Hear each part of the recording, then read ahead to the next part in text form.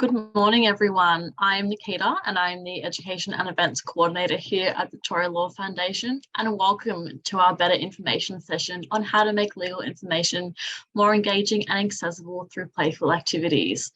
So many of us are involved in developing and delivering CLE, and getting it right can be the difference between a level of confidence and great confusion for Victorians who need legal help. Marissa Johnpillai has deep experience in this. Marissa has worked in the community legal centres for over 20 years, both in New Zealand and Australia. Her roles have included casework, community development, community legal education, and law reform, with a growing emphasis on integrated practice and legal issues affecting women and children. In her capacity as a community lawyer at West Heidelberg Community Legal, a service of Banyule Community Health, Marissa facilitated the lunch, law and play events that took place at Banyule Community Health during Victorian Law Week in 2022 and Victorian Law Week 2023. We are thrilled Maxine, who attended these events as a participant, can also join us to share her insights too. Firstly, it is my privilege to acknowledge the traditional custodians of country wherever you may be joining us from today. The VLF offices sit on Wurundjeri land, and today I'm also on Wurundjeri land, both tribes of the Kulin Nation. I pay my respects to their elders and to all the generations of the Kulin Nation peoples, and acknowledge that these lands were never ceded. We recognise the impact of colonisation, its legacy of injustice, and the marginalisation of Aboriginal and Torres Strait Islander peoples, and we believe that acknowledging the past is an essential step in building a better, more equitable future.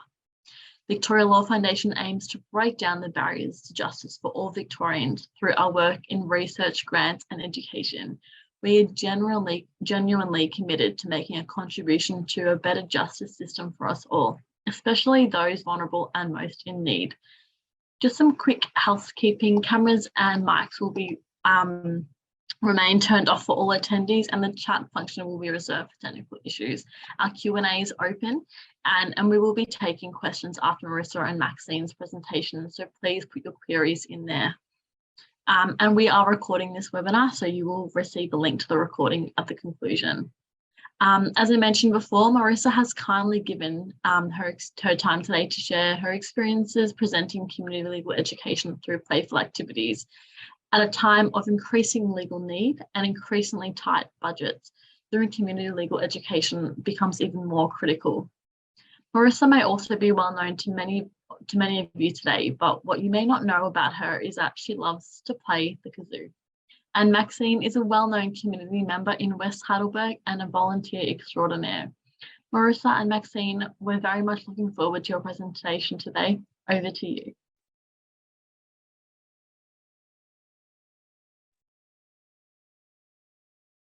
Hi everyone, I'm Marissa and this is Maxine. I don't know about Maxine and the kazoo, but I know that Maxine has a wacky personality, and earlier was telling me that she loves to make people smile and laugh. So let's see if there's going to be some laughter and smiling today. Not nervous at all. So in the 15 minutes we've got to share with you before the Q&A, I just thought we'd go through a bit about the event that Nikita just mentioned. Thank you, Nikita. And we also can talk a bit about how it worked on the day and some of the thinking that went into making it. I just wanted to start with a story from my childhood. I remember reading a catalogue, one of those mail order catalogues, and there was a mantelpiece clock for sale, and it said, "This would be a great conversation piece." And that really struck me as a kid, thinking that the value of something could be in its conversation. So I brought a conversation piece to start off. Just a purple hat. I just found a random object in the car before I came in. And I thought, okay, what would this start as a conversation? Well, I thought this might start, purple is sometimes known as the color of wisdom. We've got law shirts that say, know your rights, purple. Yeah. And sort of has a bit of an authority when you wear it. Pretty cool. Yeah, look pretty cool. Well, what happens if Maxine wears it? I've got a fat head. Yeah. You look pretty cool too. So who's got the wisdom in the room? Only got one hat. I'll leave it with you. Yeah, where we were put in the table. Yeah. The table to share. Yeah, put on the table to share. So that's just how one object could start a conversation. And it's not even a special legal education object. It's just an object. And it's just a conversation starter. So to me, that's a lot of what play is. Leaving room for those conversations and leaving room for something to be more than one thing. And that can be challenging if you're considering how to deliver legal information, because the law sometimes has gray areas and sometimes it is only one thing. But the way that law affects people is very personal, and it can be more than one thing in terms of what they know and their experiences of the law. Did you want to add anything in terms of your experience of the law, or what interested you about this sort of topic? Because I help a lot of community members in this area of 381. A lot of people have a lot of struggles. They don't know how to access the services. And being a support worker, you need to know all the different bits and pieces. And when we went to the Law and Play, I noticed how many different cultures there were, and all how many were really interested, and how much fun that they had by interacting with each other and talking about all these different topics. Yeah. So Law Week is a highlight for many community legal centres. It's an opportunity for us to bring law to life for people and to make law accessible, not just clear information, but making the law feel like something people can understand a little bit more, or even touch and play with a little bit and have their own ideas about, rather than feeling that the experts are out there and then we know nothing. And not being scared to ask questions. Yeah. That's a really important thing. When people hear about law, they think, oh, police, and they just, Yeah, exactly. And feeling like maybe I might have some answers too. And then sometimes they feel like they're not valued as a person. And we teach them that you are, and that you have every right to be treated with dignity and respect. Yeah. So Maxine does a lot of volunteering around Banyule Community Health, where our community legal service is based. In fact, this morning when I came in, Maxine was making these "You are safe with me" badges and gave me one. So Maxine does a lot of volunteering around, and quite a few community members around this area are quite active in terms of supporting each other. So the genesis of Lunch and Law, which happened last year in Law Week, and Lunch, Law and Play, a little bit more with a play focus this year. The genesis of that was local communities identifying that they wanted to have more opportunities to talk about legal issues. And there's a really active local figure, Brother Harry, who has the Exodus community and a weekly lunch. And he said, look, we'd love to have a luncheon and have people come in and have legal issues discussed. So that was one of the ideas that came up from the lunch. And one of the ideas which I loved was there's a lot of single mums here. There's a lot of kids, they have a lot of kids. They thought, oh no, I can't go because I've got kids. But you made it active for the little children in one section to play, and there was staff there to look after them. So last year we had our first lunch and law event, and we made it over 3 hours. We partnered with the local neighborhood house, the Exodus community that I just mentioned, Brother Harry, and a few other local groups as well. And then we put on a lunch, and then we had some time to explore legal activities in a playful way. And I'll show you a few of those activities in a moment. And then we had a Q&A time at the end. And last year we had, just mindful of what Maxine just said, with people with children might not be able to attend. So we had childcare provided last year through a volunteer. And this year we decided to have the play space for the children in the room, along with the same space that we had the activities for the adults. So it was actually even better, I think. Yeah, having the kids in the room as well, and having, as Maxine mentioned, a play area for children as well. So that leads me to talking a little bit about the design of the legal content, I suppose. Our law obviously can be quite dry. We often do seminars or little presentations, and there's a place for all of that. In an event that we ran for the community, it was a public event. It was advertised as a focus on legal issues affecting women, but it was open to anyone to attend. So we didn't restrict it at all.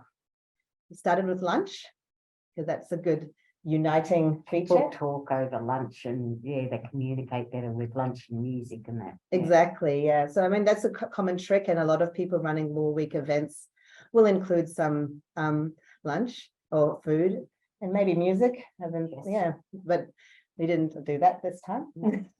And then we came together in a group session just to introduce the event, say hi to everyone, acknowledge where we were meeting, the acknowledgement of country that was done at the start of this session, and talking a bit about the different stations that there were. So if you think of lunch as a sort of a place where we had lots of food that people could go and pick and eat what they wanted, in a similar way, we created a buffet of legal topics or playful activities that explored the law in different ways, from really open-ended activities to very specific activities. And to choose those, we really looked at the legal issues people come to us about at the legal service, as many services would do to design their CLE. And we picked family violence, separation, property, BOCAT, Domestic violence. Yeah, domestic violence, and a couple of other things to focus on. And then the question is, well, within those topics, what were the core points that we thought we might like to try to convey through this activity, and keep it very simple? Like, for example, the VOCAT was just more that there are time limits, and it might be open to more things and more people than people might think. So just making sure that it was clear that you didn't have to be a citizen to access it, because there were lots of people who came from migrant backgrounds and recent migrants as well. So just a couple of things that we thought that might be useful to include, but not trying to achieve a lot with the topic, just the core points, and making people feel like, oh, this might be something I want to learn more about. Too much information in their heads to not understand. Yeah. Because the point isn't really to cram your head with all this information. It's more like what you said, being not scared to ask questions, and also creating an environment where lawyers and the legal system feels more accessible, even though in many cases it's not. But there are parts of it, like the community legal sector, which we like to feel accessible to people and friendly to people. So getting that, conveying that friendly environment. Yeah. So I'll just show you a few slides in a moment of photos of the activities we did do, but I brought just a couple of things to show you before we go through the photos, because why not? Okay, so this is just Duplo, a common feature in houses with kids or places that have kid-friendly things. And these big chunky Duplo are really fun to play with. So we did use a lot of things in our sessions that were traditionally associated with child play. So Play-Doh, Duplo, coloring in. There was definitely more serious activities as well, in terms of looking more serious, but having those more playful activities as well. So the horse, an elephant, and these things sort of, I like the hat. What do they make you feel? What do they make you think about? And the activity we did with these, which I'll show you a photo of one outcome later, we invited people to create drawings or images about their experience of the legal system or what they would like the legal system to be. And also, it's not just about people, it's also about their family pets. Yeah, Yeah. yeah. So that might make you think about, hey, the law is not just about people, it could also be about pets. And there's a lot of work done in terms of seeing how pets fit into the law, whether it's tenancy or domestic violence. So yeah, that's what this made you think about just now. Yeah, exactly. So it's just letting things be a little bit open for the conversations to come out. So We've got an elephant in our house. what's the elephant in our room? All right.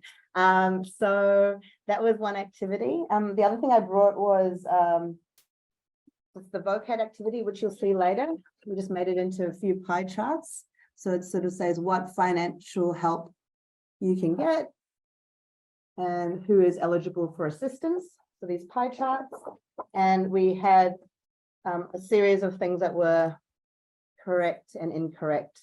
And then some of these are more up for conversation as well. And it was fun too, because especially when some of the women got it wrong, they go, oh, you know. Yeah, and I think there was one other activity where the lawyer got it wrong. Yeah, And that's someone's right, they were all laughing. yeah, exactly. So it was a very collaborative experience. So there were lots of lawyers from our legal service came down for the event, and also other parts of Banyule Community Health came along as well. So the professionals in the room weren't always the ones who had the knowledge in the activities as well, which was very interesting.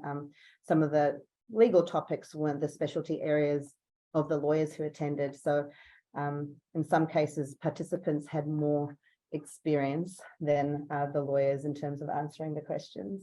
So that was one activity.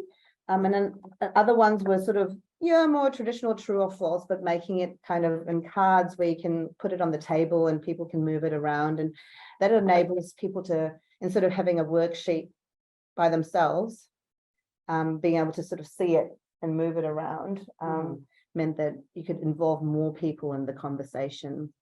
So I'm not the only one in the legal sector who's tried to convert legal information into playful games, and I'm sure there are people in the room who have examples that they can share. But in terms of designing, I'll just go through a short activity that I designed a while ago, and I've sort of had to transform a bit, and we can do a little bit of very swift craft exercise. So it was that beautiful booklet from Legal Aid that's about how, when can I, at what age can I do this or that? So it's a sort of a youth activity, but can be for any age as well. And just picking a range of things, at what age can I? So for example, at what age can I enroll to vote? Yeah. And you put the answers on the outside of something. So back in the day, I put them on the outside of a balloon, but with the popping being quite quite loud sometimes, and also quite wasteful environmentally, thinking of a different way. So for example, they could be, these are just from old wet wipes. Yeah, old wet wipes. So I haven't actually made it yet, but imagine this would be 18, this would be 16, and then you might pick a card that says, at what age can I enroll to vote? Yeah, and you would Okay, 18. 18, yeah? And you flip it open, and then it says, I can enroll to vote. Oh, exciting, just making that a bit more interactive. And you can use everyday objects. I thought I might look a bit like play school today, bringing that in, but that's kind of what it is. It's playful learning.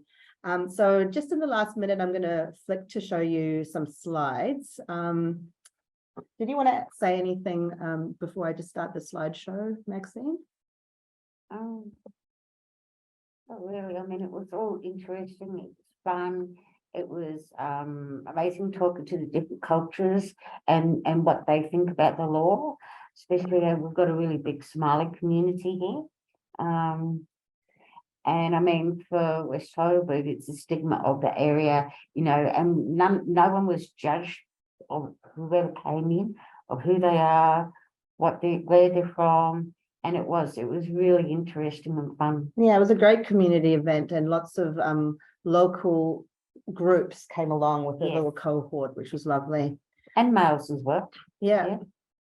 So I'm just going to share a few photos very quickly. So that's, I thought I'd start with the embarrassing one of me. I'm very excited to share about the activity, about the legal system. What is the legal system? The one I talked about previously. And the next,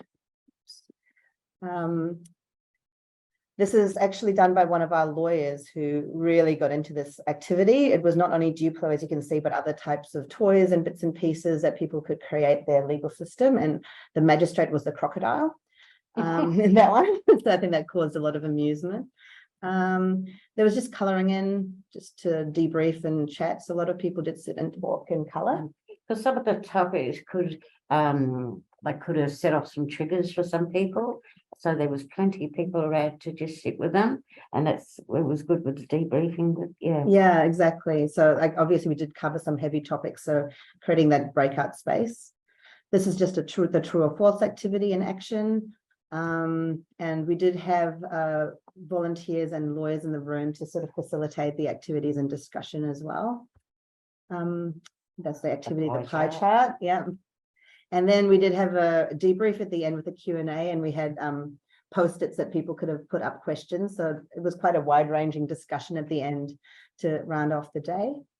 And one of the activities that always triggers a lot of interesting responses is just a simple, what is the law? Law is, and a brainstorm of what law means to people. So you can see mysterious there, and a system for supporting, for supposedly keeping things fair, and different responses, which we were able to talk about in a group. And then flowing on from the sessions we ran, there were also, we have run the last couple of years a more in-depth legal literacy course. Last 2 years it was in conjunction with Women's Legal Service, so we sort of spruiked that. that was great. Yeah, if it piqued your interest, come along, and you came along to the last course. Yeah, I did the whole course. Yeah. All right, so thank you. That's us.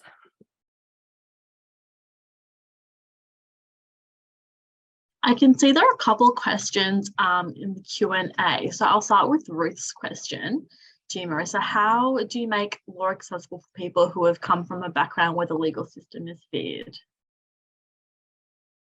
Well, first, keeping space for sharing of that experience. So it's very true that the legal system is feared. Even in Australia, for people who have born and grew up here, might have an experience of fearing the legal system. So having room for people to share their own experience, like that law is activity was a very good one. And some people actually wrote on that in languages other than English. So we had a bit of an unpack about what those words meant in the languages people wrote on. It's also about communicating, like with some of the volunteers, like with me. I know a lot of people around here, and it's just sit with them saying, come along, you know, it's going to be good. If you've got questions, I'll sit with you, you know. Yeah. So having people in the local community, you're right, having that shared environment where folks who had different experiences of the law being able to talk with each other. So it's not just the lawyer going, oh, it's actually not so scary, like other people saying, oh, it is, but you know, you get through it and things like that. And people at different stages of their legal experiences. Thanks for that question. Thanks for that, Marissa. I have a question from Verity from Checklist Legal. How can we partner with community organisations to put together some of these community days? She would love to run a session to help small business owners. Well, it sounds like you have identified a community already. So oftentimes a community of interest, or people have their own organizations that they, you know, self-organize. So sort of piggybacking on things that are already happening. So this, for example, piggybacked on a long-standing community lunch that happened. And instead of the lunch happening where it normally happens, it happened somewhere else. Yeah. So you might find an organization, small business owners have their own kind of catch-ups and things, and you piggyback on that. It's probably what I'd say. Hope that answered your question. I have one here from Kate. Did you have difficulty in getting people to come along to these sessions with advertising and promoting? Not difficulty, but it is work. It's its own work. So you have to consider how you want to run it, especially with catering. Do you ask for RSVPs, but the reality is in our community, people won't necessarily RSVP anyway. So you sort of just have to guess, make an educated Yeah, guess. they just turn up, some of them, don't they? Yeah. And the posters and that, leaving leaflets around everywhere and delivering them to different spaces like up at OAE, Shop 48, you know, Yeah. So we didn't have difficulty, but the work was there, and it was more thinking of who knows where to get the message out and how. and word by mouth. Word of mouth. Yeah, so we're fortunate here in West Heidelberg because there's a long-standing, really strong core community. But then there are people who have come into the area and haven't connected yet with that either. So And that's where we at Exodus and the community centre get together. Yeah. So just looking who in our neighbourhood already has those networks and how can we do it. So for example, for the most recent session we did this year that involved more play within the space for younger children, I specifically wrote to play groups in the area and let them know it was on. So you just have to try a lot of things and put effort into that part as well, and leave time and energy for that. Real estate board went up, which was really good. So oftentimes you can get that if you've got a spot in the community where you can put a real big promo board up. That's really handy too. I also have a question here from Alice.